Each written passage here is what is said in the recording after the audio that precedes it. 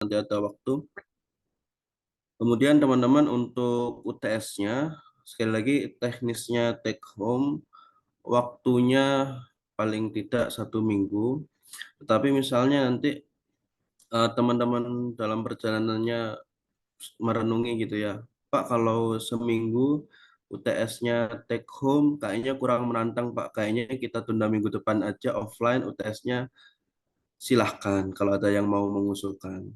Cuman teknis yang sudah saya susun take home, kemudian waktunya juga saya coba perpanjang begitu ya, karena beberapa teman kemarin kan ada yang saya minta bantuan, jadi akhirnya ya diundur gitu waktu pengumpulannya, seharusnya nggak selama itu. Oke teman-teman, itu saja pengantar dari saya. Pada intinya nanti setelah pemaparan materi dari kelompok ke-7 nanti akan ada tambahan sedikit materi dari saya, utamanya yang masuk ke dalam soal UTS. Soalnya IC, kemudian ada berapa soal ya, nanti aja lah. Oke, itu ya teman-teman. Silahkan kelompok yang hari ini presentasi, moderatornya siapa? Saya Pak, Rio Pak. Rio, Rio. Silakan Rio. Ya tapi ini saya bareng sama Pino Pak. Sinyal Ya, saya ini terkendala. ya nggak apa-apa, asal jangan ngapa-ngapain. Saya siapa? Lanjut.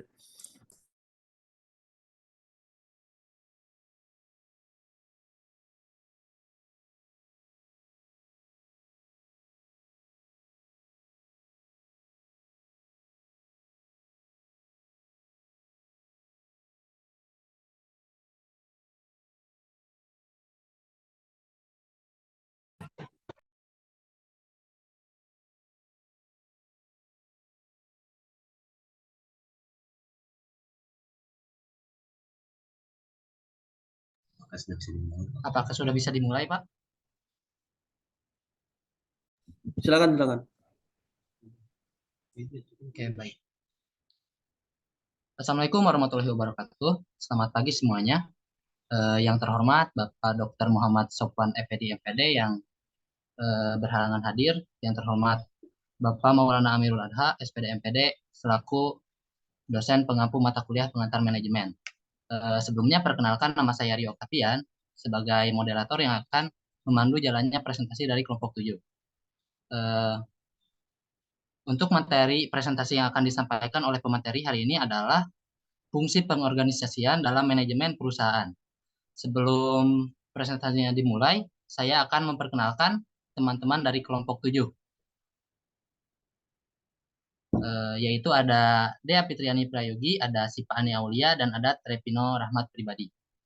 Oke, untuk materi yang pertama akan dijelaskan oleh Trepino Rahmat Pribadi. Pada Trepino dipersilakan.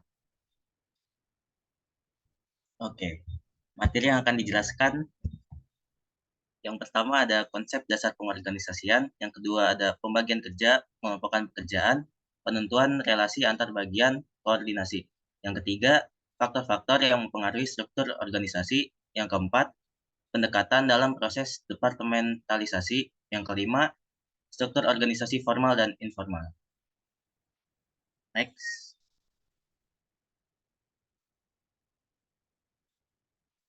Konsep dasar pengorganisasian. Sebelum masuk ke konsepnya, apa sih pengertian pengorganisasian? Pengorganisasian adalah suatu proses untuk membuat struktur formal, mengelompokkan, mengatur, dan membagi tugas atau pekerjaan di antara anggota organisasi untuk mencapai tujuan organisasi.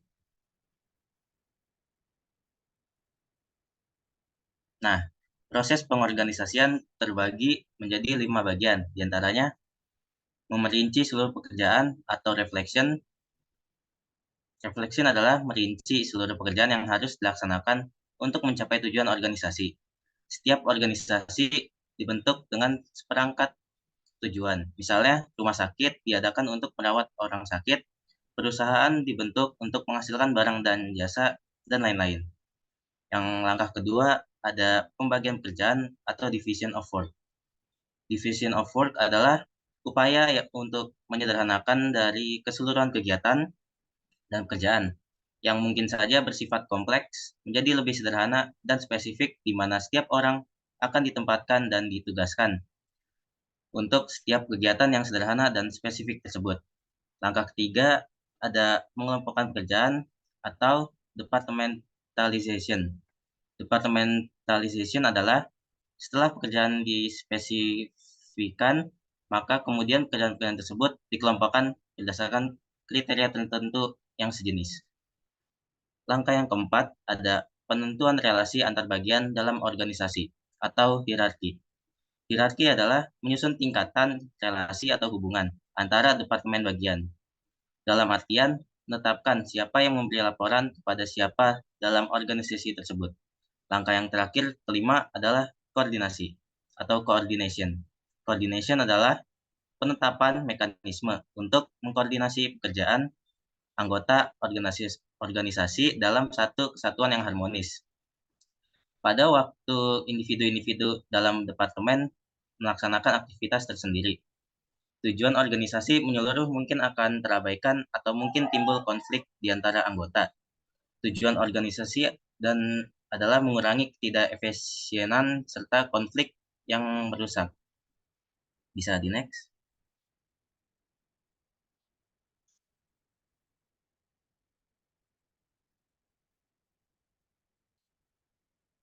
Manfaat pengorganisasian ada beberapa bagian. Yang pertama ada mempermudah koordinasi antar pihak di dalam suatu kelompok. Yang kedua ada efisiensi biaya. Yang ketiga memaksimalkan manfaat spesialisasi. Yang keempat menjaga kelangsungan hidup organisasi. Dan yang kelima menentukan arah perusahaan. Bisa di next.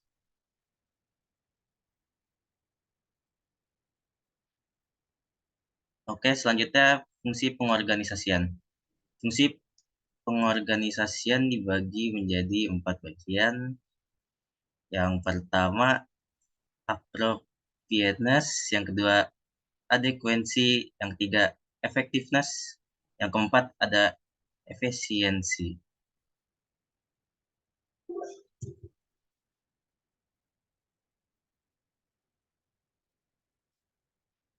Oke, untuk materi selanjutnya akan dijelaskan oleh Dea.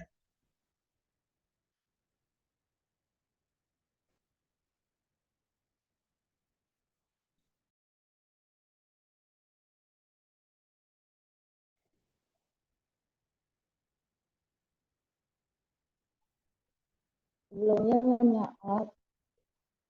Ini materi selanjutnya itu dijelaskan oleh Siva. Silakan Siva. Oke, baik. Selanjutnya materinya adalah tentang pengorganisasian dalam manajemen perusahaan melibatkan beberapa langkah. Langkahnya itu ada 4. Yang pertama tentang pembagian kerja, yang kedua tentang pengelompokan pekerjaan, yang ketiga tentang penentuan relasi antar bagian, dan yang keempat tentang koordinasi.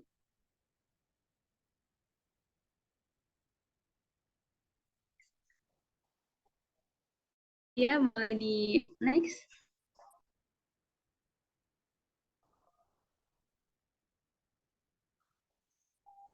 Nah, pembagian kerja itu apa sih? Pembagian kerja itu adalah suatu proses identifikasi atau pengelompokan kerjaan yang harus dilakukan. Nah, dalam pengorganisasian ini, tuh manajemen membuat suatu daftar bahan, pekerjaan, dan SDM yang diperlukan untuk mencapai suatu tujuan. Kemudian nanti daftar-daftar itu dikelompokkan sesuai dengan bagian-bagian yang ada dalam suatu organisasi. Pembagian kerja juga memberikan batasan yang jelas dalam pembagian tugas, wewenang, dan tanggung jawab masing-masing karyawan, sehingga nantinya bisa dihindari adanya suatu tumpang tindih dalam pelaksanaan pekerjaan. Bisa di next.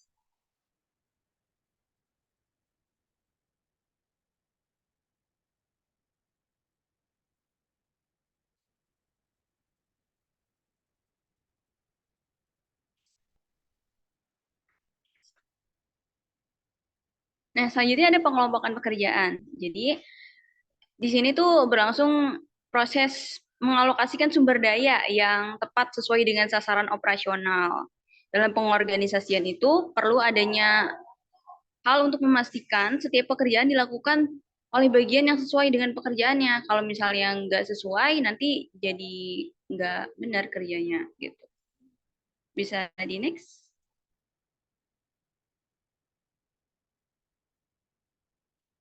Selanjutnya ada penentuan relasi antar bagian. Ada dua konsep penting dalam penentuan relasi ini.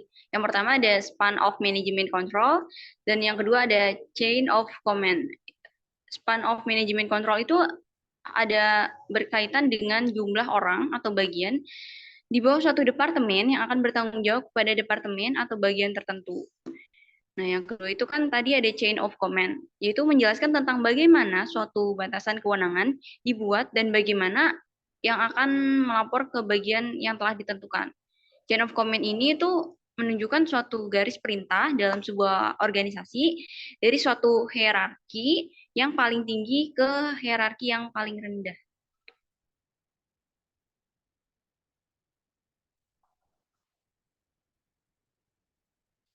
Boleh di. Oke, selanjutnya ada koordinasi. Koordinasi itu suatu proses penggabungan tujuan dan kegiatan pada satuan-satuan yang berbeda dalam suatu organisasi untuk mencapai suatu tujuan organisasi secara efektif dan efisien.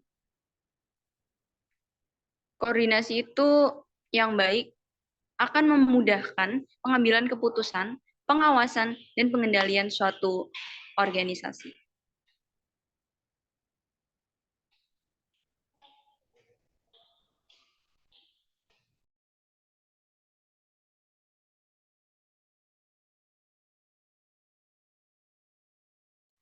Oke, selanjutnya saya kembalikan ke moderator.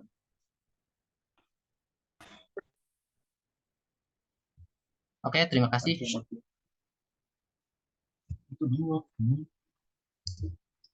Oke, terima kasih kepada Dea atas penjelasannya. Sekarang kita masuk ke sesi ice breaking yang akan dipandu oleh materi. Kepada pemateri disilakan untuk memandu ice breaking.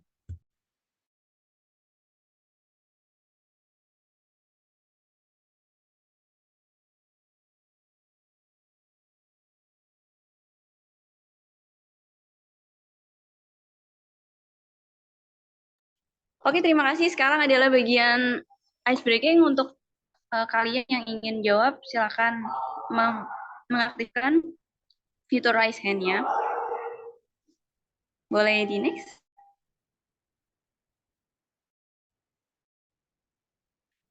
Jadi di sini ada satu pertanyaan, aku berada di proses pengorganisasian dan aku langkah keempat. Siapakah aku?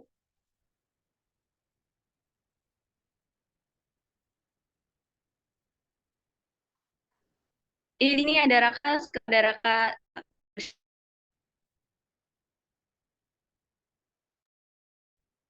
Oke, baik. Nah, izin menjawab, jawabannya itu adalah hierarki. Benar nggak?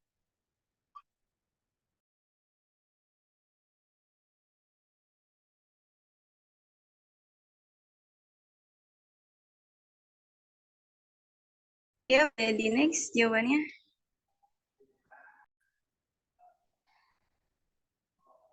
Iya, benar sekali.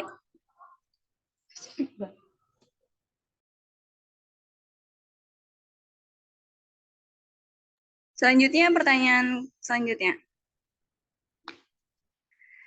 Di sini ada pertanyaan kedua, aku berada di pengelompokan pekerjaan dan aku memiliki 3 tingkatan. Siapakah aku?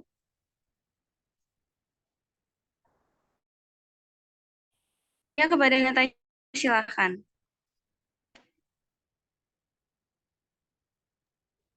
Sebelumnya perkenalkan, nama saya Rohya Syarana Sanapa. Jawabannya yaitu manajemen puncak, manajemen menengah, dan manajemen tingkat pertama. Iya, boleh di next.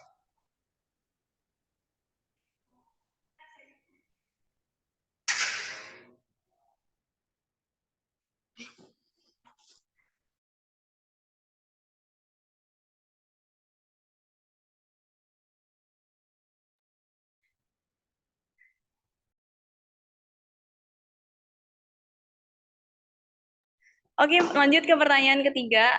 tentang aku berada di proses pengorganisasian. Aku berfungsi sebagai menentukan memerinci seluruh pekerjaan. Siapakah aku?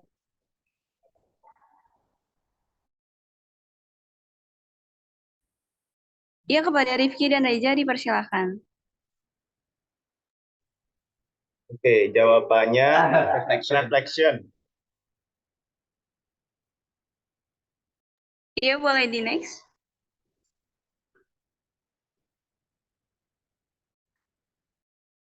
Iya, jawabannya benar sekali. Terima kasih kepada semuanya yang telah berpartisipasi dalam ice breaking ini. Selanjutnya saya kembalikan kepada moderator. Oke, baik. Terima kasih kepada Sipa yang udah mandu ice breaking. Nah, selanjutnya kita masuk ke materi selanjutnya, yaitu yang akan dijelaskan oleh Dea. Pada Dea, dipersilakan. Oke, selanjutnya itu ada faktor-faktor yang mempengaruhi struktur organisasi. Nah, faktor-faktor itu ada 4. Yang pertama itu ada strategi organisasi, yang kedua ada skala organisasi, yang ketiga itu ada teknologi, dan keempat itu anggota, baik itu karyawan ataupun orang yang terlibat. Nah, apa sih strategi organisasi itu? Nah, strategi organisasi itu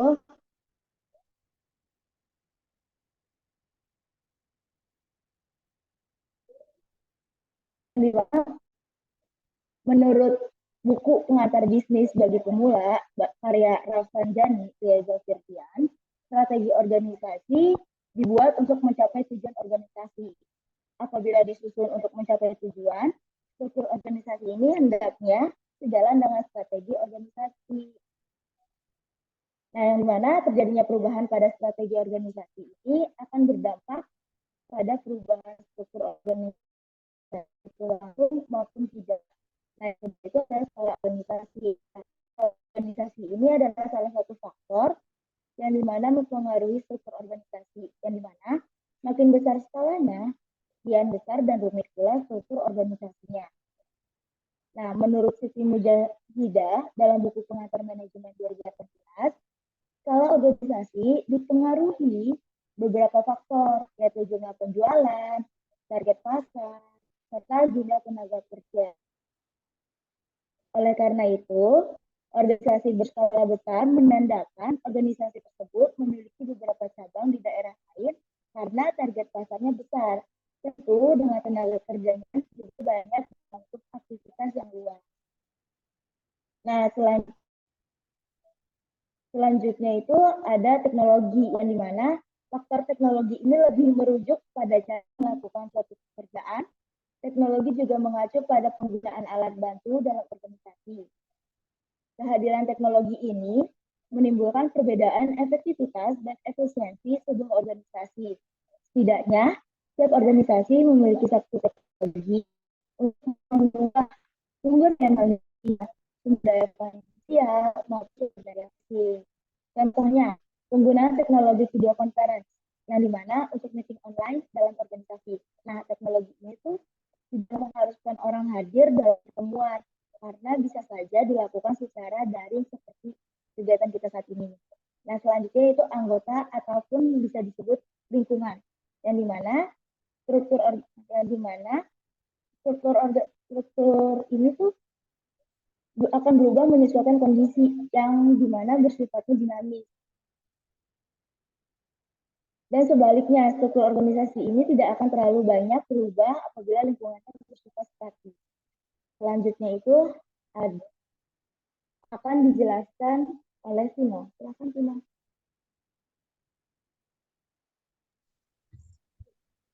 Oke, bisa di next. Pendekatan dalam proses departementalisasi. Departementalisasi adalah proses penentuan bagian-bagian organisasi yang bertanggung jawab untuk melakukan berbagai jenis pekerjaan yang telah diklasifikasikan berdasarkan faktor-faktor tertentu.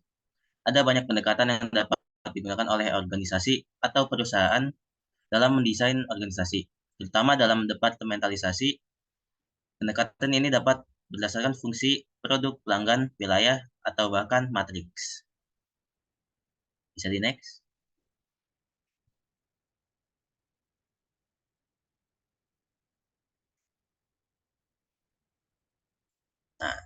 Yang pertama, pendekatan berdasarkan fungsional. Penentuan sub-bagian dari organisasi atau proses departementalisasi yang pertama adalah fungsi. Berdasarkan pendekatan ini, proses departementalisasi dilakukan berdasarkan fungsi-fungsi tertentu yang meski dijalankan dalam sebuah organisasi. Berikut ini adalah contoh struktur organisasi fungsional. Oke, bisa di next.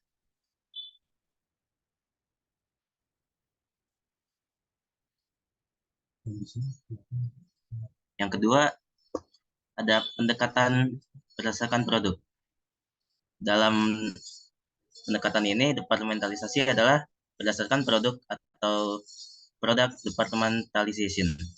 Berdasarkan pendekatan ini, penentuan bagian-bagian dalam organisasi ditentukan berdasarkan jenis produk yang dibuat oleh organisasi.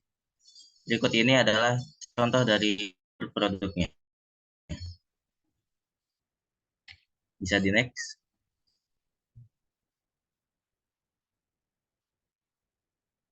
Yang ketiga, ada pendekatan berdasarkan pelanggan. Pendekatan ini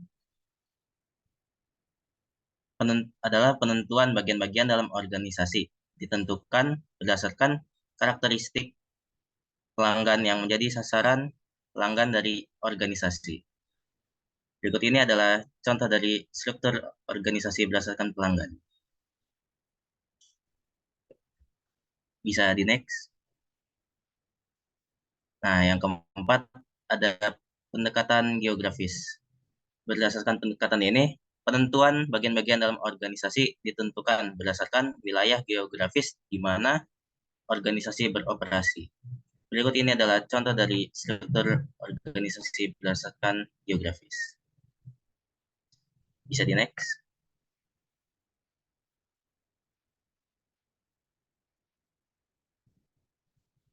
Oke, yang terakhir ada pendekatan matriks. Pendekatan ini pada dasarnya merupakan proses departementalisasi yang menggabungkan antara pendekatan fungsional dengan pendekatan yang lain. Misalnya berdasarkan proyek tertentu, produk tertentu, ataupun berdasarkan pendekatan yang lainnya. Berikut adalah contoh dari struktur organisasi berdasarkan matriks. Oke, bisa di next.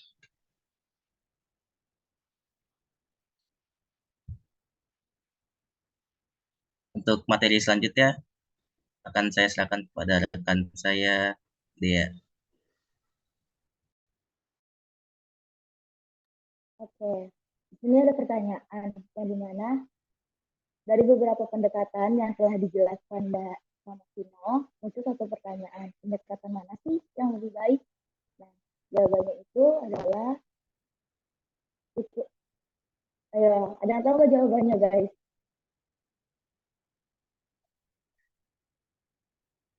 Yang tadi dijelasin sama Tina, ada yang tahu nggak jawabannya?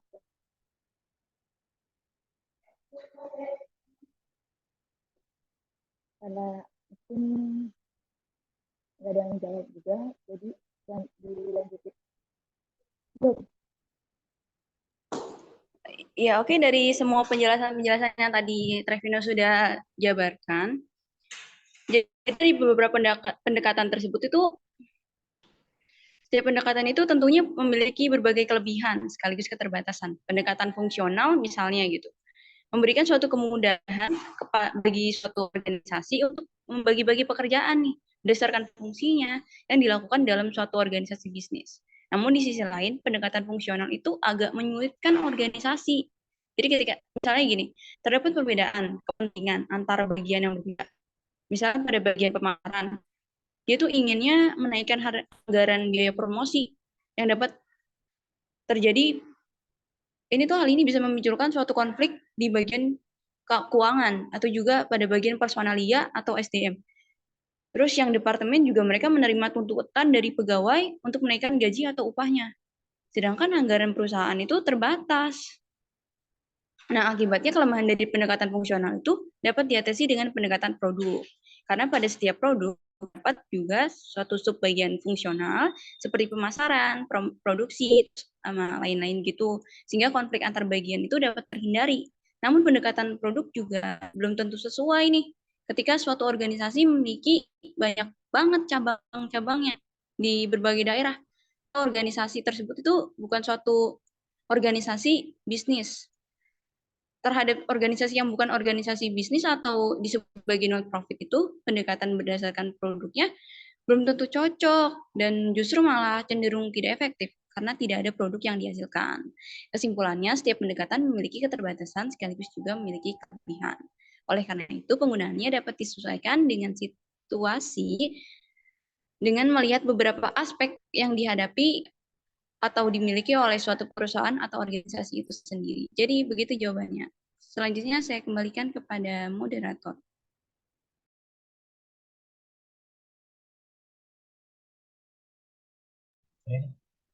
Oke, terima kasih kepada Sita yang sudah menjawab. Dan selanjutnya ada struktur organisasi formal dan informal yang akan dijelaskan oleh Dea. Pada Dea, silakan. Oke. Struktur organisasi formal dan informal. Struktur organisasi itu merupakan urutan, bagian atau unit kerja yang ada di dalam organisasi. Nah, struktur organisasi, bentuk struktur organisasi formal itu yang dimana memiliki posisi, tugas, tanggung jawab, dan wewenang yang ditetapkan secara jelas dan resmi yang dikenal sebagai struktur organisasi formal itu sendiri. Yang dimana struktur organisasi ini bisa menunjukkan susunan fungsi departemen atau posisi organisasi serta hubungan satu sama lain. Nah, biasanya ini juga unit kerja organisasi digambarkan dalam kotak-kotak yang terhubung satu sama lain melalui garis organisasi yang menunjukkan jalur komunikasi formal dan rantai perintah atau chain of command. Nah, gambarnya itu ada di samping contohnya. Ini biasanya ada di organisasi-organisasi untuk struktur organisasi. Nah, selanjutnya itu ada struktur organisasi informal, yang dimana sebuah organisasi yang tercipta karena adanya hubungan antar pribadi yang secara tidak sadar terjadi keberadaannya tanpa didasarkan pada hubungan wewenang, baik itu formal pada struktur wewenang formal pada struktur organisasi disebut organisasi informal. Struktur organisasi informal itu ada seperti yang digambar, yaitu ada presiden, terus ada vice president, production, ada vice president finance, ada vice president marketing.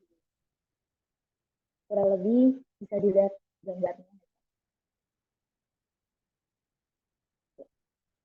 Selanjutnya, demikian dari kelompok kami. Selanjutnya saya balikan ke moderator. Oke, terima kasih pada Dea atas penjelasannya. Nah, karena materi sudah selesai, kita akan masuk ke sesi tanya jawab. Untuk teman-teman yang mau bertanya, silakan raise hand.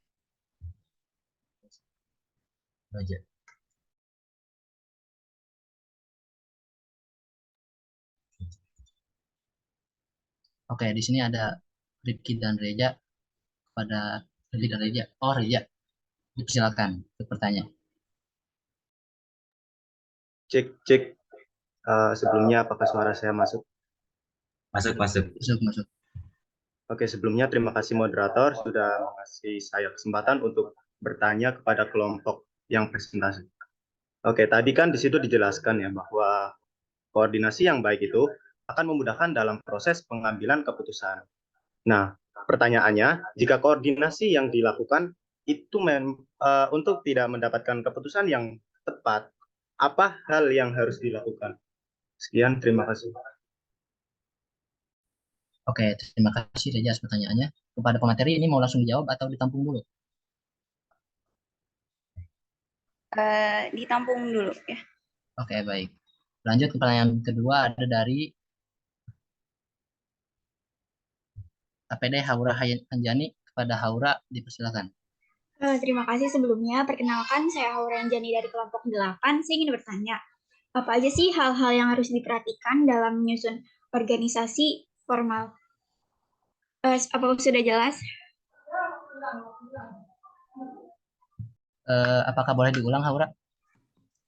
Hal-hal apa saja yang harus diperhatikan dalam menyusun struktur organisasi formal? Oke, baik. Terima kasih pada Haura. Selanjutnya ada dari Bunga Citra dan Natasha. Siapa yang mau bertanya nih? Silakan untuk bertanya. Saya Bunga Syafidoli, izin bertanya. Apa suaranya terdengar?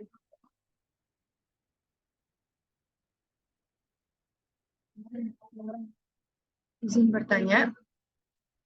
Dalam pengelompokan pekerjaan itu kan harus memastikan setiap pekerjaan dilakukan oleh bagian yang sesuai bidang pekerjaannya. Tapi bagaimana kalau ternyata ada karyawan yang tidak mampu menyelesaikan tugasnya? Bagaimana seorang manajer mengatasi hal itu? Terima kasih. Oke, terima kasih kepada Bunga atas pertanyaannya. Selanjutnya ada dari Alia Lutfia. Pada Alia, silakan untuk bertanya. Baik, apakah suara saya sudah terdengar? Terdengar. Perkenalkan, saya Alia Lutfia dari kelompok 1. Tadi kan yang dibawa judul materi yang dibawakan oleh kelompok 7 adalah fungsi pengorganisasian dalam manajemen perusahaan. Nah, pertanyaannya, menurut kelompok 7, seberapa penting dan apa sih pentingnya fungsi pengorganisasian dalam manajemen perusahaan? Apakah sudah jelas?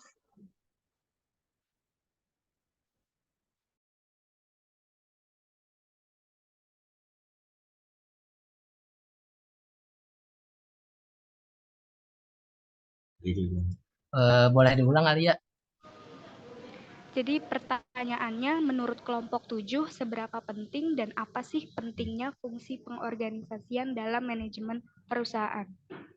Oke, baik. Terima kasih. Mungkin untuk pemateri silahkan untuk berdiskusi dahulu dan kalau sudah siap segera dijawab. Terima kasih.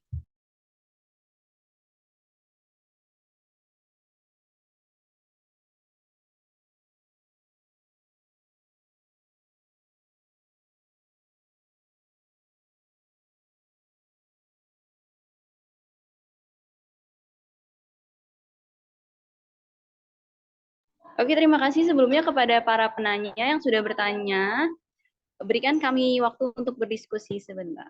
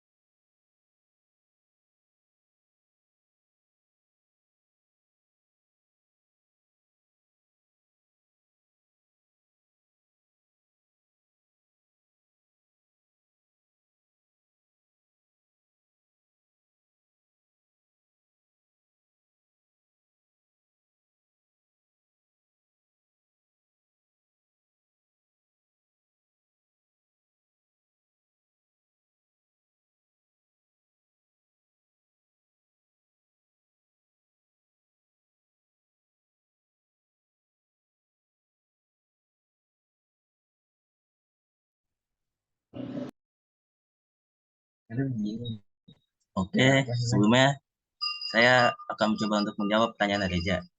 Pertanyaannya adalah, jika koordinasi yang dilakukan itu tidak mendapatkan keputusan yang tepat, apa hal yang harus dilakukan? Nah, jika ada hal seperti itu, yang dilakukan ada beberapa cara. Yang pertama ada fokus pada problemnya dulu, bukan hal pribadi. Maksudnya adalah dalam menyelesaikan konflik, penting untuk fokus pada masalah yang ada dan bukan hal yang pribadi. Yang kedua ada memperhitungkan jalan keluar. Maksudnya adalah dalam mengatasi kegagalan pada proyek, penting untuk memperhitungkan jalan keluar atau solusi alternatif yang dapat diambil. Hal ini akan membantu dalam menghindari kegagalan yang sama di masa depan. Nah, yang ketiga ada evaluasi. Evaluasi dapat membantu dalam mencegah konflik serupa atau memiliki prosedur penyelesaian yang efektif ketika hal yang sama terjadi. Mungkin itu saja jawaban dari saya. Apakah terjawab, Bung Reja? Oke, mungkin terjawab sih. Terima kasih kelompok 7. Oke, sama-sama. Oke, selanjutnya saya akan mencoba untuk menjawab pertanyaan yang diajukan oleh Aura. Jadi pertanyaannya adalah hal yang harus diperhatikan untuk menyusun organisasi formal. Jawaban saya adalah hal yang harus diperhatikan itu yang pertama, harus dijelasin nih tanggung jawab dan peranannya masing-masing itu apa. Terus struktur organisasi atau perusahaannya harus sesuai sama visi misi perusahaan atau organisasinya. Terus habis itu yang ketiga, harus menyusun dan merancang struktur organisasi setelah menetapkan bisnis utama dalam organisasi tersebut. Terus yang keempat ada menggali orang-orang yang akan diajak berorganisasi dan lingkungan organisasi. Selanjutnya harus menyusun kegiatan yang sesuai dengan arah dan tujuan organisasi. Selanjutnya saya juga akan menjawab pertanyaan yang diajukan oleh Alia Lutfia. Tadi kan pertanyaannya adalah seberapa penting fungsi pengorganisasian dalam suatu organisasi ya. Fungsi pengorganisasian itu penting banget dalam manajemen. Fungsi pengorganisasian penting itu karena yang satu alasannya adalah untuk mempermudah koordinasi antar pihak dalam kelompok. Terus yang kedua ada untuk sebagai pembagian tugas sesuai dengan kondisi kekinian perusahaan. Dan yang ketiga, setiap individu itu memiliki tugas dan tanggung jawabnya masing-masing yang jelas. Terus yang keempat, untuk membangun suatu jalur komunikasi yang efektif. Yang kelima itu untuk menentukan efisiensi dan efektivitas suatu kerjaan. Dan yang keenam itu untuk membantu menghindari tumpang tindih dalam pekerjaan. Nah, itu dia tadi jawabannya. Apakah terjawab? Sudah terjawab. Terima kasih. Apakah tadi pertanyaan Haura sudah terjawab? Terima kasih.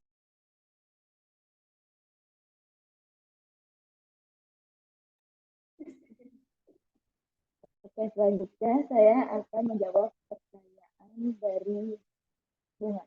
Jadi yang pertanyaan Bunga itu kan bagaimana cara manajer mengatasi kalau karyawannya tidak mampu menyelesaikan tugasnya. Nah, pertama itu seorang manajer harus cari tahu apa masalahnya. Nah, yang dimana itu adalah poin utama sebelum mengambil tindakan apapun. Gitu. Yang kedua itu bicara dengan karyawan tersebut, baik itu secara pribadi, kayaknya lebih prefer ke pribadi, bicaranya secara pribadi sih.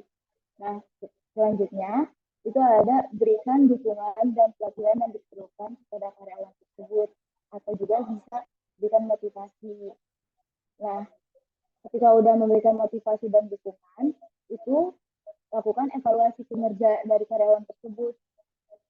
Setelah melakukan evaluasi kerja pada karyawan tersebut, baru seorang manajer itu ngambil tindakan yang tegas. Paham nggak? Bunga?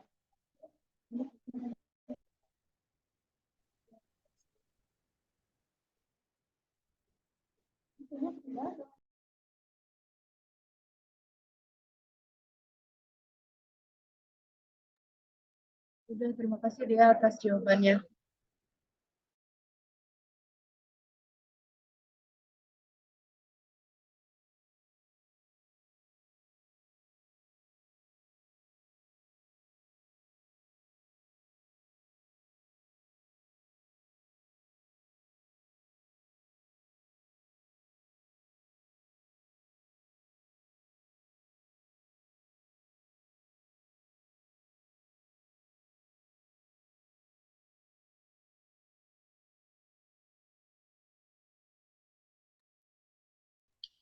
Oke.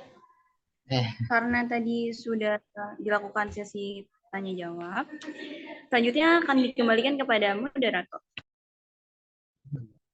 Oke, baik. Terima kasih kepada para pemateri yang sudah menjawab semua pertanyaan. Nah, mungkin presentasinya sudah selesai. akan saya simpulkan terlebih dahulu. Jadi pada kesimpulannya, organisasi adalah suatu kerjasama sekelompok orang untuk mencapai tujuan bersama yang diinginkan dan mau terlibat dengan peraturan yang ada. Organisasi ialah suatu wadah atau tempat untuk melakukan kegiatan bersama agar dapat mencapai tujuan yang telah ditetapkan bersama. Jadi secara sederhana, pengorganisasian atau organisasi adalah proses pengaturan sumber daya organisasi untuk mencapai tujuan yang diinginkan dengan memperhatikan lingkungan yang ada. Mungkin itu saja presentasi dari kelompok 7. Kurang lebihnya mohon maaf selaku moderator, saya cukupkan. Terima kasih. Wassalamualaikum warahmatullahi wabarakatuh. Saya kembalikan kepada Bapak Maulana Amirul Haq. Terima kasih. Waalaikumsalam. Oke, terima kasih moderator dan kelompok 7 yang sudah mempresentasikan paparan materinya. Teman-teman, saya izin menambahkan beberapa materi ya. Nggak banyak, mungkin 15 menit, 30 menit lah ya, paling lama. Ini penting karena ya biar teman-teman ketika mengerjakan UTS itu nyambung gitu ya. Jangan sampai ketika mengerjakan UTS, nah ini belum sama sekali dijelaskan misalnya. Jadi saya perlu untuk sedikit mereview atau menambahkan materi terkait dengan apa yang sudah kita pelajari beberapa pertemuan terakhir. Hanya 3 hal ya yang nanti akan saya tambahkan. Nah, berkaitan dengan pertemuan hari ini atau materi hari ini, saya izin menambahkan yang pertama tentunya teman-teman ketika membuat struktur organisasi itu penting kita pahami bahwa ada yang namanya garis koordinasi dan juga garis direction gitu. Ketika teman-teman memperhatikan ada struktur organisasi yang garisnya itu tidak putus-putus, berarti itu sifatnya direction. Kemudian kalau teman-teman melihat ada di dalam suatu struktur organisasi itu garisnya putus-putus, itu sifatnya koordinasi atau dalam tanda kutip tidak mengikat. Teman-teman misalnya bisa lihat ya, kalau kita bicara tentang fakultas kita misalnya di FE itu, kalau teman-teman lihat struktur organisasinya kan di atas, yang paling atas pasti dekan. Setelah dekan ada wakil dekan 1, wakil dekan 2, wakil dekan 3. Nah, kalau teman-teman lihat dekan ke wakil dekan 1, 2, 3 itu sifatnya garisnya ya, kalau kita lihat garisnya itu tidak putus-putus, artinya direction. Jadi mengikat WD1, WD2, WD3 itu di bawah dari dekan, di bawah perintah dekan. Nah, biasanya di sebelah kanan dekan itu ada yang namanya ketua senat atau senat. Nah, biasanya garisnya itu putus-putus, artinya sifatnya itu hanya koordinasi. Sehingga dekan tidak sepenuhnya bertanggung jawab kepada senat, berbeda dengan garis yang tidak terputus-putus tadi ya. Kalau garisnya lurus artinya nggak terpotong-potong, itu artinya langsung bertanggung jawab dengan pimpinan atau yang di atasnya secara langsung. Itu tambahan satu poin ya. Kemudian tadi satu poin lagi, saya sebenarnya cukup apresiasi PPT-nya bagus. Cuman mungkin di minggu berikutnya teman-teman dibuka lebih dari 1 termin ya kalau ada yang masih ditanyakan. Jadi biar lebih banyak yang bertanya. Nah, kemudian tadi ya berkaitan dengan fungsi-fungsi di dalam pengorganisasian, tentunya ada spesialisasi, ada pembagian pekerjaan, ada pengelompokan, kemudian penentuan relasi antar bagian dan koordinasi. Kemudian tadi juga kelompok sudah menjelaskannya ada beberapa jenis begitu ya, ada beberapa jenis di dalam struktur organisasi. Ada yang berdasarkan fungsional, ada yang berdasarkan produk, pelanggan, kemudian wilayah atau geografis, kemudian terakhir matriks. Nah, teman-teman tambahan lagi ya bahwa ada juga pendekatan berdasarkan prosesnya.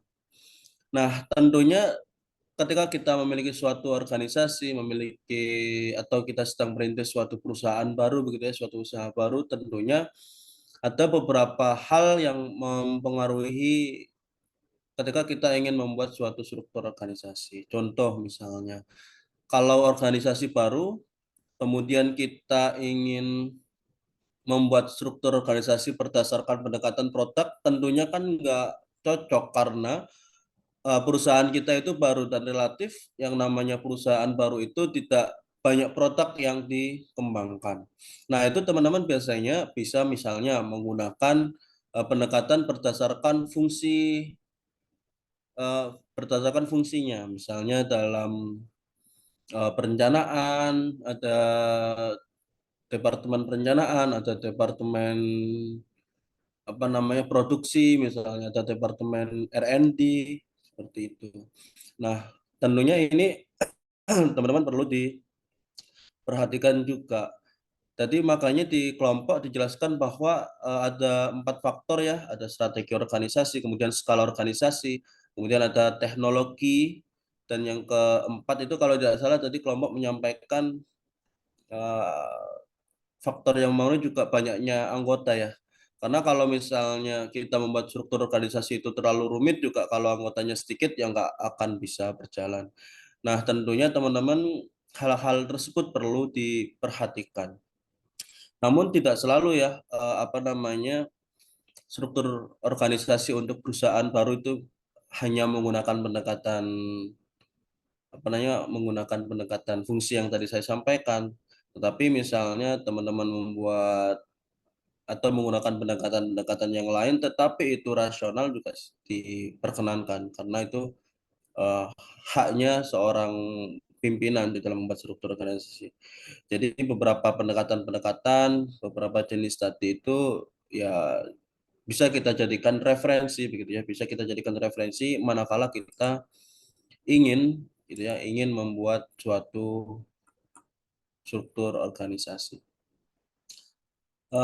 Selanjutnya saya juga ingin menambahkan ya terkait dengan perencanaan dan pengambilan keputusan, kalau nggak salah itu di 2 minggu yang lalu. Tapi sebelum itu saya tolong diizinkan share screen teman-teman. Hostnya siapa nih?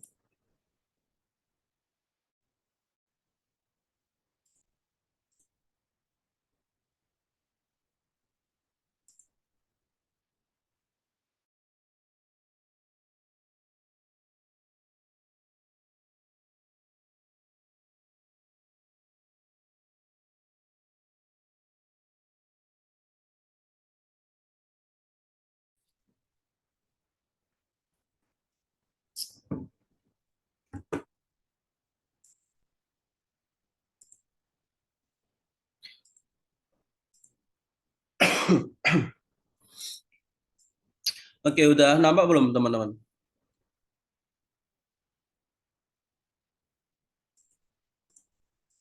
Sudah, Pak. Oke, kalau saya pindah Sudah Pak, tab, aman. kalau saya pindah tab kelihatan nggak? Kelihatan, Pak. Oke, teman-teman mohon diperhatikan aja ya karena mungkin dari apa yang saya sampaikan itu ada yang masuk ke UTS. Oke, saya ingin menambahkan mulai dari pengambilan keputusan ya. Saya hanya ingin memperdalam, nggak mengulas semuanya. Nanti materinya akan saya share ke teman-teman. Nah, materinya mungkin teman-teman nanti bisa dicek satu persatu, di screening begitu ya, minimal mungkin ada soal UTS yang ada di dalam materi yang saya share, dan juga saya juga berpedoman pada makalah ataupun PPT yang dibuat oleh teman-teman. Oke, seperti yang saya sampaikan di waktu kelompok perencanaan dan pengambilan keputusan ya, bahwa kenapa pengambilan keputusan dan perencanaan itu dijadikan satu materi karena itu merupakan suatu siklus ya. Jadi di dalam proses perencanaan itu ada proses pengambilan keputusan. Nah, tentunya ketika kita melakukan suatu pengambilan keputusan, proses yang pertama adalah menentukan masalah ya. Jadi di sini proses pengambilan keputusan yang pertama tentunya mengidentifikasi masalah, kemudian menentukan kriteria dan mengalokasikan bobot masalah gitu ya, bobot masalah ataupun bobot nanti berkaitan dengan alternatif pemecahan masalah untuk setiap kriteria. Kemudian ada development analyzing, mengembangkan, menganalisis hingga memilih alternatif pemecahan masalah. Jadi titik poinnya adalah teman-teman adalah adanya problem. Ketika tidak ada masalah ya tidak ada hal yang perlu kita putuskan begitu ya. Setelah dipilih alternatif pemecahan masalahnya, kemudian tentunya dilaksanakan. Setelah dilaksanakan, dievaluasi. Nah, ini karena ini merupakan siklus, setelah dilakukan evaluasi, gitu ya, setelah dilakukan evaluasi keefektifan keputusan yang sudah ditentukan, maka kembali lagi ke poin 1, dilakukan identifikasi masalah lagi, kemudian menyusun kriteria dan seterusnya. Nah, paling tidak teman-teman nanti bisa dilihat di sini ya proses pengambilan keputusan tadi dimulai dari mengidentifikasi masalah, menentukan kriteria keputusan, kemudian menentukan bobot gitu ya, menentukan bobot dari kriteria mana yang paling paling berat begitu misalnya, atau masalah ini harus segera diputuskan, harus segera dicarikan pemecahan masalah begitu. Kemudian menentukan alternatif atau mengembangkan alternatif pengambilan keputusan. Jadi ada sekian masalah di sini, gitu ya. Ada sekian masalah di sini. Kemudian di sini dirumuskan beberapa alternatif pemecahan masalah. Kemudian setelah kita mengembangkan alternatif pemecahan masalah, dilanjutkan dengan menganalisis alternatif pemecahan masalah tadi, mana yang kiranya paling tepat untuk memecahkan masalah yang tadi sudah ditentukan.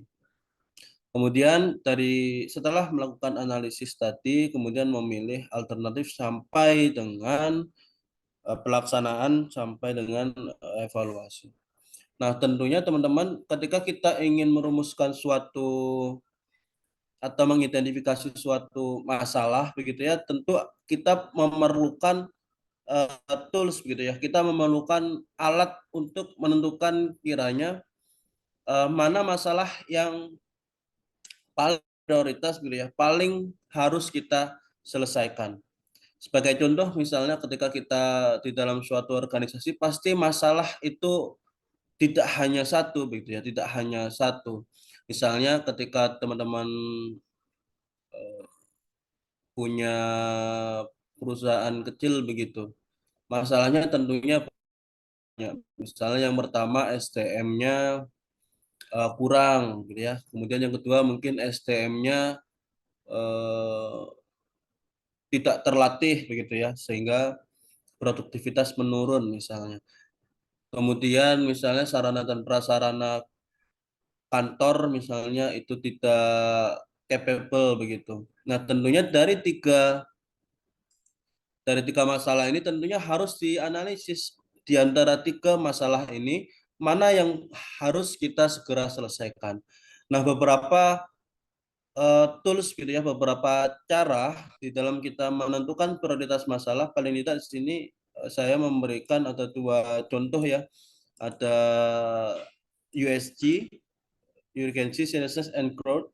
Kemudian AKPL, aktual kekhalayakan problematika, kemudian kelayakan. Dan juga ada beberapa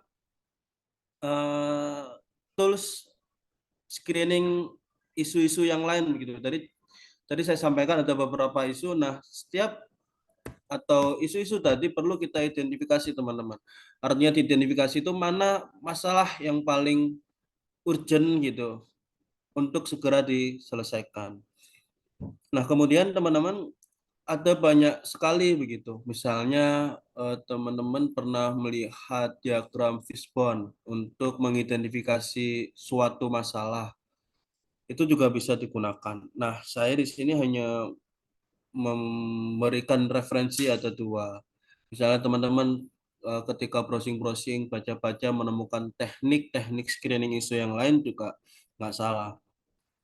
Nah, teman-teman, USG itu yang pertama urgensi ya. Urgensi itu intinya seberapa mendesak isu tersebut harus dibahas begitu, tentunya dikaitkan dengan waktu, kemudian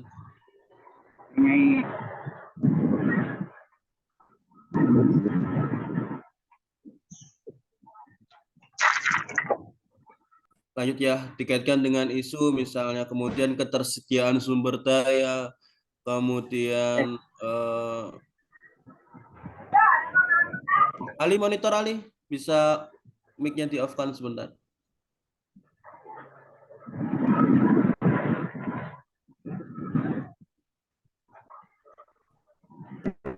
Maaf Pak, mungkin dari Bapak bisa tolong di-mute. Maaf Pak. Oke, saya lanjutkan ya. Jadi kalau urgensi tadi intinya adalah seberapa mendesak isu tersebut harus diselesaikan dikaitkan dengan waktu, ketersediaan sumber daya, sampai dengan ya ininya seberapa keras begitu tekanannya masalah ini harus diselesaikan. Kemudian seriousness itu artinya seberapa serius ya, seberapa serius masalah itu harus segera diselesaikan. Misalnya ditunda begitu waktu penyelesaiannya, apakah berdampak kepada masalah-masalah yang lain, tentunya ini menjadi poin seriousness itu tadi. Nah, kemudian yang ketiga ada growth. Nah, growth ini teman-teman, apabila masalah itu tidak segera diselesaikan, apakah masalah itu punya potensi untuk berkembang? Nah, ini juga perlu diperhatikan. Nah, saya ingin memberikan contoh ya penggunaan tapisan USG di dalam menentukan prioritas masalah. Nah, di sini saya ingin menunjukkan atau saya pernah menulis begitu ya. Saya pernah menulis tentang mengidentifikasi masalah, prioritas masalah tentang kualitas guru di sekolah menggunakan USG. Nah, pada intinya teman-teman, yang pertama tentunya berkaitan dengan masalah kualitas guru, kita perlu menganalisis, kita perlu mengidentifikasi kira-kira masalah-masalah apa saja yang berkaitan dengan kualitas guru di sekolah. Misalnya, di sini saya tulis ada 3 problem berkaitan dengan apa namanya tadi, kualitas guru. Yang pertama, di sini kualifikasi akademik guru tidak sesuai. Misalnya, sekarang kan guru minimal S1, masih ada guru SMA. Kemudian masalah yang kedua, guru belum memiliki sertifikat pendidik. Kemudian yang ketiga, guru mengajar tidak sesuai dengan latar belakang pendidikannya. Nah, setiap problem ini teman-teman, setiap problem ini kita lakukan scoring begitu. Kita lakukan scoring. Kalau misalnya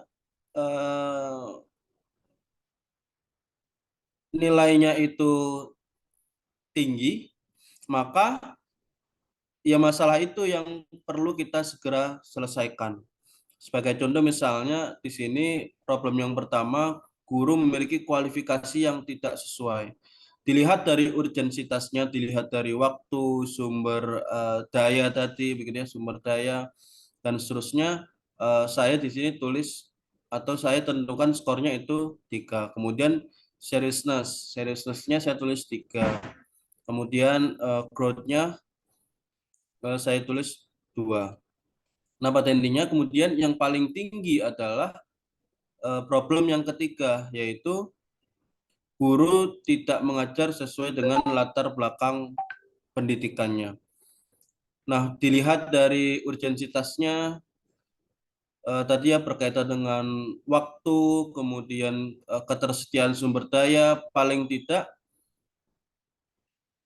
masalah ini itu kita bisa selesaikan. Kemudian seriousness, kalau ini tidak segera diselesaikan, gitu ya, kalau poin ini tidak segera diselesaikan, tentunya akan berdampak kepada bagian-bagian yang lain, gitu. Kemudian yang keempat, isunya apakah bertumbuh begitu. Tentunya kalau berdasarkan analisis saya, tentunya itu akan segera bertumbuh. Sebenarnya kalau di bawah ada penjelasannya. Jadi misalnya poin ketiga ini ya, guru tidak mengajar sesuai dengan latar belakang pendidikannya. Isu ini sudah tentunya sudah terjadi karena kesalahan dalam menentukan bidang mengajar guru, baik itu guru baru maupun guru yang sudah ada. Kemudian seriousness ini ya dampak kepada bidang yang lain atau bagian-bagian yang lain, misalnya lacking in didactic and methodik. Intinya pengajaran baik itu di kelas maupun secara metodenya tentunya akan lemah begitu, akan menurun. Kemudian siswa itu di dalam menerima pembelajaran akan ada terjadi masalah begitu, sehingga tadi ya seriousness-nya dinilai tinggi. Tentunya ketika kita menentukan poin-poin ini itu diperlukan alasan-alasan begitu, jangan jangan hanya berdasarkan perasaan begitu. Oke, saya kembali lagi ke sini. Nah, kalau AKPL ini ada 4 poin ya. Ini teman-teman bisa dipilih salah satu, nggak harus semuanya. Jadi misalnya teman-teman di dalam menentukan prioritas masalah hanya menggunakan USG, silahkan. Menggunakan AKPL, silahkan. Menggunakan tools-tools yang lain, alat-alat yang lain juga silahkan. Nah, HKPL yang pertama aktual tentunya masalah itu up to date gitu ya, masih bisa diselesaikan, masih hangat dibicarakan, masih terjadi dan seterusnya. Kemudian kehalayakan ini seberapa besar dampak masalah ini terjadi, seberapa besar masalah ini terjadi di halayak yang lebih luas. Misalnya masalah ini terjadi di bagian SDM, tetapi misalnya masalah ini nggak selesai, maka akan berdampak ke bagian-bagian yang lain. Kemudian problematika ini tentunya masalah yang sedang kita bahas itu memiliki dimensi yang kompleks. Gitu ya, misalnya masalah ini kelihatannya besar, kemudian kompleks untuk diselesaikan. Nah, itu tentunya menjadi poin sendiri. Kemudian yang terakhir adalah kelayakan. Nah, kelayakan yang dimaksud di sini adalah masalah itu masuk akal, rasional, kemudian disesuaikan dengan kemampuan organisasi itu bisa diselesaikan. Nah, ini masuk ke kriteria kelayakan. Nah, kemudian teman-teman ketika kita sudah menentukan prioritas masalah yang harus diselesaikan, gitu ya, ketika kita sudah menentukan masalah yang harus diselesaikan, step selanjutnya tentunya merumuskan alternatif pemecahan masalah sesuai dengan step-step di dalam penentuan pengambilan keputusan. Lihat tadi identifying decision kriteria, kemudian allocating weight to the kriteria dan seterusnya sampai dengan evaluasi alternatif. Ya, implementasi ini nih. Sampai dengan evaluasi keefektifan keputusan yang sudah ditentukan. Oke, teman-teman, saya beranjak ke materi berikutnya, manajemen strategi. Kalau misalnya teman-teman nanti ada yang ditanyakan, silahkan. Saya langsung saja, biar nanti kita nggak selesai terlalu lama. Nah, teman-teman, pada dasarnya strategic management ini dilakukan oleh pimpinan ya, baik itu pimpinan di tingkat paling atas atau menengah. Strategic management ini tidak berlaku atau tidak dilakukan oleh staf yang di paling bawah ya, karena strategic management ini berkaitan dengan game plan atau strategi, panduan, pedoman begitu, panduan perusahaan untuk mencapai misi, tujuan, kemudian sampai dengan hal-hal yang memang diinginkan oleh perusahaan. Nah, di sini teman-teman ada beberapa step ya di dalam proses manajemen strategik. Yang pertama tentunya mengidentifikasi misi, tujuan, dan strategi perusahaan, kemudian menentukan atau kita melakukan analisis eksternal dan juga internal. Baru kemudian teman-teman ketika kita sudah melakukan analisis eksternal dan internal, kita melakukan memformulasikan strategi, mengimplementasikan sampai dengan mengevaluasi hasil. Nah, teman-teman, saya ingin bahas ya terkait dengan 3 step atau 2 step di sini. Saya ingin bahas tentang step analisis eksternal dan juga analisis internal sampai dengan formulate strategi, merumuskan suatu strategi. Nah, teman-teman, yang kita perlu ingat 2 poin ini ya, analisis eksternal kemudian analisis internal ini digabungkan atau kita lakukan menggunakan tools yang namanya SWOT analysis. Nah, teman-teman harus diingat kalau opportunities, peluang ya, threats, tantangan ini berasal dari luar organisasi. Kalau strength dan juga weakness itu berasal dari dalam organisasi. Strength itu kekuatan, weakness itu kelemahan. Nah, kenapa kita penting begitu? Kenapa kita penting untuk menganalisis keempat poin ini, peluang, tantangan, strength, weakness? Karena ketika kita merumuskan strategi ini, kita harus mengkaitkan dengan hasil analisis eksternal maupun internal ini. Nah, saya ingin langsung memberikan contoh begitu ya.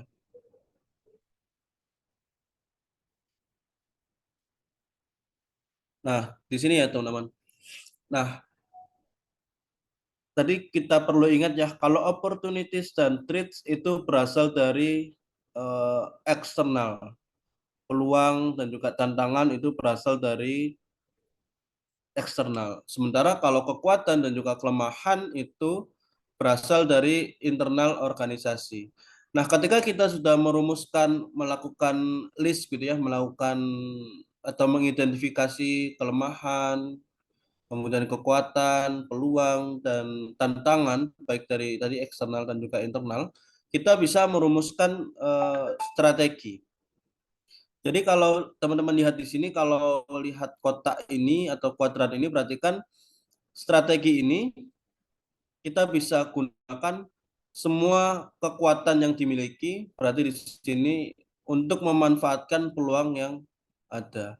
Kemudian yang sebelah kanannya, ketika kita punya kelemahan di dalam organisasi, tetapi di luar kita punya peluang, artinya kita perlu merumuskan strategi bagaimana caranya kita bisa memanfaatkan peluang untuk mengatasi kelemahan yang ada. Jadi teman-teman perlu dilakukan identifikasi terlebih dahulu sebelum melakukan rumus strategi. Nah, misalnya teman-teman lihat di sini, teman-teman punya kekuatan dari dalam, tetapi juga teman-teman punya tantangan di luar, sehingga kita perlu merumuskan strategi bagaimana caranya kekuatan yang kita miliki itu bisa mengatasi tantangan yang ada di luar organisasi kita. Sampai yang terakhir strategi WT, teman-teman bisa lihat di sini ya, strategi SO berarti strategi untuk strength dan opportunities, kemudian WO itu weakness dan opportunities, kemudian ST itu strength dan traits, tantangan, kemudian strategi WT itu weakness dan T. Kalau paling pojok kanan bawah ini tentunya kita perlu merumuskan strategi di mana itu bisa menekan semua kelemahan dan juga mencegah seluruh tantangan. Nah, contoh lebih konkret teman-teman bisa dilihat ya. Jadi di sini saya mengambil contoh perusahaan otomotif. Di sini dituliskan misalnya kekuatan di internal, strength ya, strength internal. Yang pertama punya tim ya, mungkin punya tim R&D dan teknis yang kuat, kemudian memiliki sales dan service network yang kuat, kemudian produksi yang efisien dan juga kemampuan otomatisasi. Kemudian internal weakness-nya ini ya, heavy reliance on one product, kemudian rising cost in Germany, artinya pembiayaan atau mungkin sederhananya adalah peningkatan pengeluaran atau modal yang dikeluarkan di Jerman, mungkin maksudnya di situ. Kemudian tidak ada pengalaman dengan US labor unions in building plant in the US. Kalau dilihat di sini, mereka belum punya pengalaman untuk bekerja sama dengan lembaga ketenaga kerjaan US, sehingga mereka ketika ingin membuat gedung baru atau membuka perusahaan baru di US itu terkendala. Kemudian eksternalnya begitu juga di list, gitu ya. Peluang eksternal ditulis, kemudian tantangan dari luarnya juga ditulis, sehingga teman-teman di sini kita bisa merumuskan strategi SO, strategi WO, strategi ST, dan juga strategi WT. Satu contoh misalnya strategi SO. Strategi yang pertama, teman-teman bisa dilihat di sini ya, ada O1. O1 berarti di sini ya, growing affluent market demands. Kemudian S1, S2 berarti strong R&D dan strong sales. Di sini dia berdasarkan apa yang ditulis di sini, dia menuliskan bahwa strategi yang pertama adalah mengembangkan dan memproduksi multi produk yang banyak opsi dengan different price class, artinya berbeda harga begitu ya, sesuai dengan kelasnya masing-masing. Ini karena mereka punya ini ya, market demands yang beragam, many options, dan juga berkaitan dengan mobil-mobil mewah ya, luxurious cars. Kemudian di sini lihat strategi yang kedua, build assembly plan using R&D and engineering. R&D engineering and otomatisasi. Nah, ini berkaitan dengan O2, berarti kan ini attractive offers to build an assembly plan in US. Kemudian memanfaatkan juga berapa tadi? S1 dan S3, strong R&D dan juga produksi yang efisien dan kapabilitas otomatisasi. Contoh berikutnya, teman-teman lihat di kolom WO ya, ketika kita memperhatikan opportunities, kita ingat ya kalau WO itu kita memanfaatkan peluang yang ada di eksternal untuk mengatasi permasalahan di dalam. Nah, O1 tadi ya, growing affluent, peningkatnya permintaan pasar berkaitan dengan mobil mewah, tetapi tentunya harus banyak opsi juga. Nah, di sini strateginya adalah develop compatible model for different price level. Ini untuk memanfaatkan peluang yang pertama untuk mengatasi masalah yang kelemahan yang pertama. Kemudian yang kedua itu berkaitan dengan O2, ada tawaran gitu ya, attractive offer to build an assembly plant in US. Kemudian untuk mengatasi masalah W2 dan W3, untuk mengatasi meningkatnya meningkatnya pembiayaan di Jerman, kemudian tidak ada pengalaman untuk bekerjasama dengan labor unions yang ada di US. Jadi pada intinya adalah memanfaatkan peluang gitu ya, memanfaatkan O2 ini gitu ya, memanfaatkan O2 ini untuk mengatasi W1 dan W2. Nah, begitu seterusnya teman-teman untuk SWOT analisis, sehingga tentunya ketika kita merumuskan SWOT analisis gitu ya, ketika kita melakukan proses, kita kembali lagi ke bahkan tadi, ketika kita melakukan analisis eksternal dan juga analisis internal, itu perlu kita lakukan untuk menentukan atau memformulasikan strategi-strategi yang dapat kita lakukan gitu berdasarkan analisis eksternal dan juga internal. Mungkin itu tambahan dari saya teman-teman untuk memperdalam saja materi-materi kita yang mungkin kemarin belum sempat saya tambahkan. Oke, mungkin itu teman-teman sebelum saya beranjak ke UTS. Kita punya waktu 3 menit, kita selesai 9.50 ya seharusnya. Apakah ada yang perlu ditanyakan dari apa yang saya tambahkan?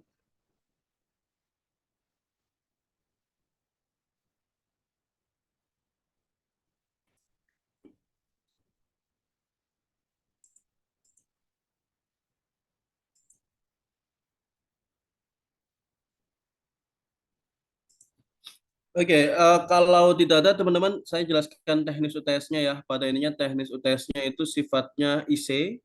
Sifatnya IC ada sekitar 7 pertanyaan, nggak banyak. Kemudian